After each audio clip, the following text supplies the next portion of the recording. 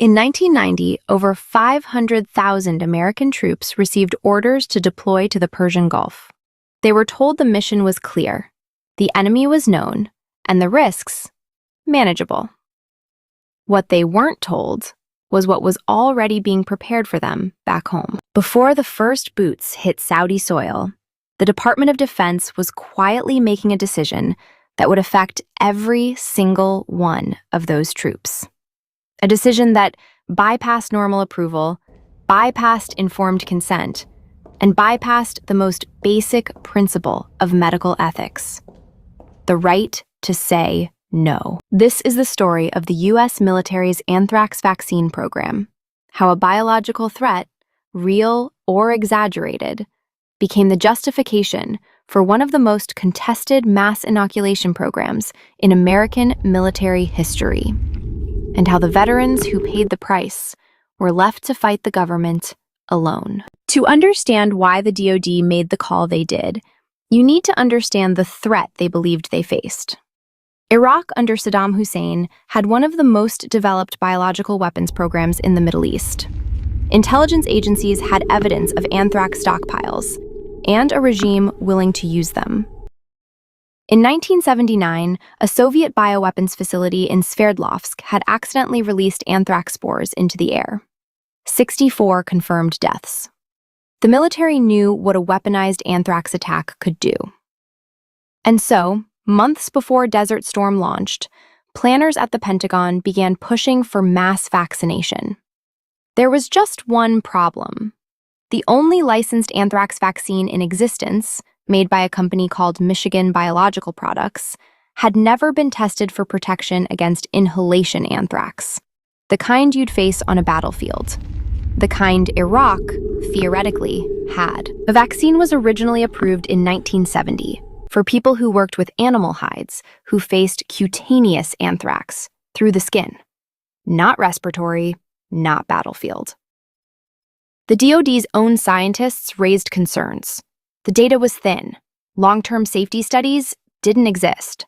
But the Pentagon needed a solution, and this was the solution they had.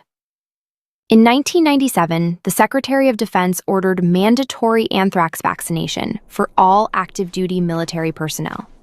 Not voluntary, mandatory. Refusal meant court-martial. Honorable discharge could be stripped.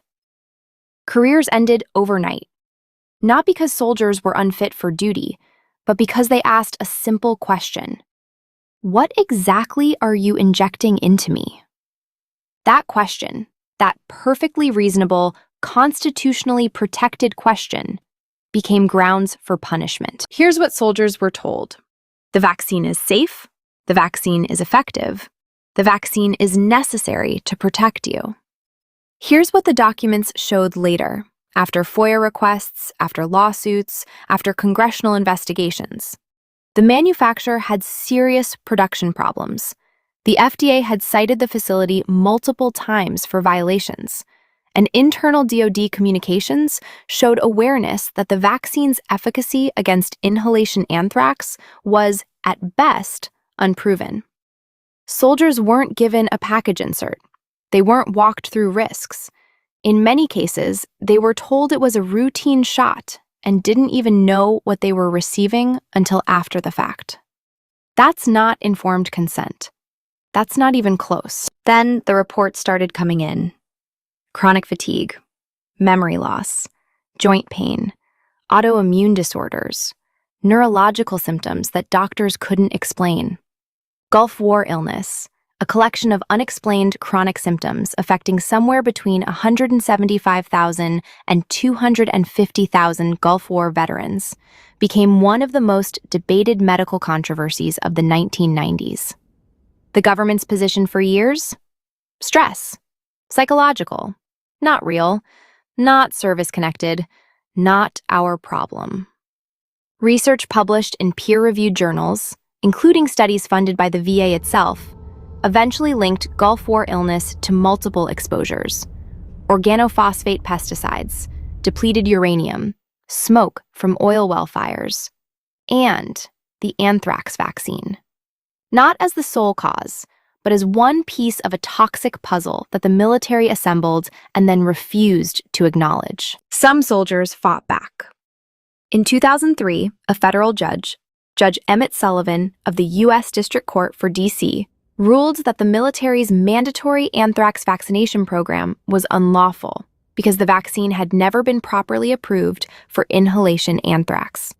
The DoD suspended the program, briefly, then restarted it after seeking a new FDA ruling. The legal battles went on for years. Service members who refused the shot and were court-martialed had their cases reviewed. Some were vindicated. Many were not. And the ones who got sick, they were still fighting the VA for service-connected disability ratings. Still being told their conditions were pre-existing.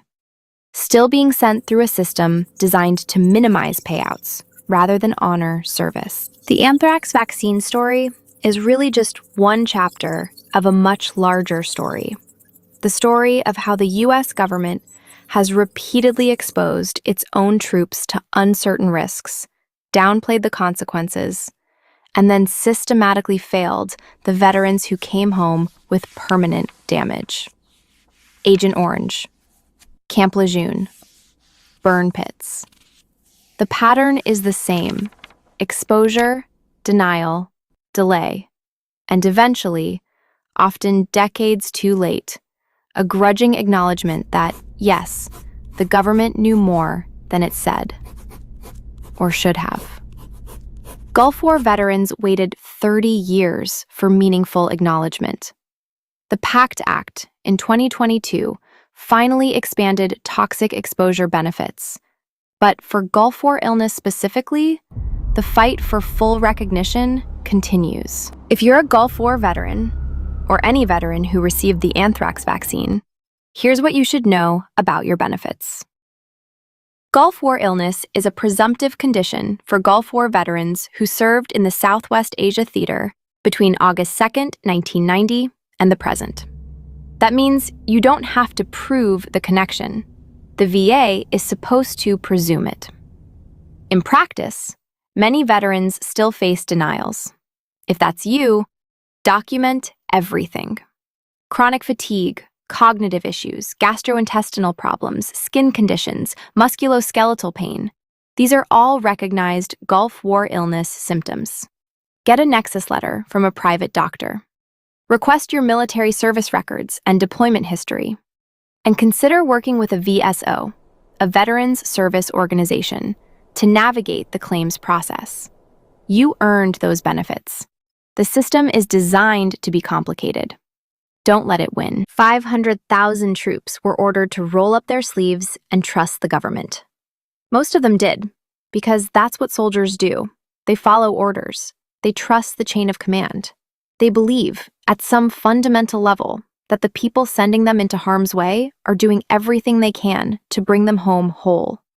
The Anthrax Vaccine Program was a failure of that trust, not because the threat wasn't real, not because the military's intentions were purely malicious, but because the people who made the decisions decided that speed and readiness mattered more than the rights and health of the individuals they were supposed to protect. Those individuals are still living with that decision today. And that is a debt that has not been paid.